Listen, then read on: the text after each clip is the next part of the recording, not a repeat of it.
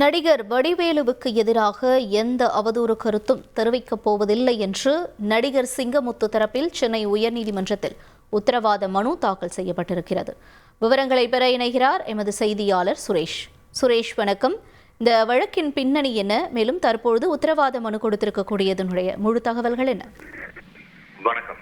YouTube சேனல்களுக்கு அளித்த பேட்டியில தன்னை பற்றி அவதூறாக பேசியதற்காக 5 கோடி ரூபாய் மானசீடு வழங்கக்கூடியும், அதே போல தன்னை பற்றி தொடர்ந்து அவதூறாக பேச தடை விதிக்க வேண்டும் என்று சிங்கமுத்துவுக்கு தடை விதிக்க வேண்டும் என்று நடிகர் வடிவேலு உயர்நீதிமன்றத்தில் வழக்கு தாக்கல் செய்திருந்தார். கடந்த முறை இந்த வழக்கு விசாரணைக்கு வந்தபோது வடிவேலுவுக்கு எதிராக தெரிவித்த கருத்துக்களை திரும்ப பெற்றுக் கொள்வது தொடர்பாகவும் இனிமேல் அவருக்கு எதிராக அவதூறு ஏற்படுத்தக்கூடிய வகையில் எந்த கருத்தையும் தெரிவிக்க மாட்டேன் என்று உத்தரவாதம் அளித்து மனு தாக்கல் செய்யும்படி சிங்கமுத்து தரப்புக்கு சென்னை உயர்நீதிமன்றம் உத்தரவிட்டிருந்தது. இந்த நிலையில் இந்த வழக்கு நீதிபதி ஜெயச்சந்திரன் முன்பு இன்றைக்கு விசாரணைக்கு வந்தது. அப்போது ஏற்கனவே பிறப்பித்த உத்தரவின் அடிப்படையில் நடிகர் சிங்கமுத்து தரப்பில் உத்தரவாத மனுவானது தாக்கல் செய்யப்பட்டது. அந்த மனுவில் நடிகர் வடிவேலுவுக்கு எதிராக அவதூறான தவறான எந்த ஒரு தகவல்களையும் வாய்மொழியாகவோ எழுத்து மூலமாகவோ டிஜிட்டல் முறையிலேயோ வெளியிடப் போவதில்லை என்று அந்த உத்தரவாத மனுவில் தெரிவிக்கப்பட்டிருந்தது.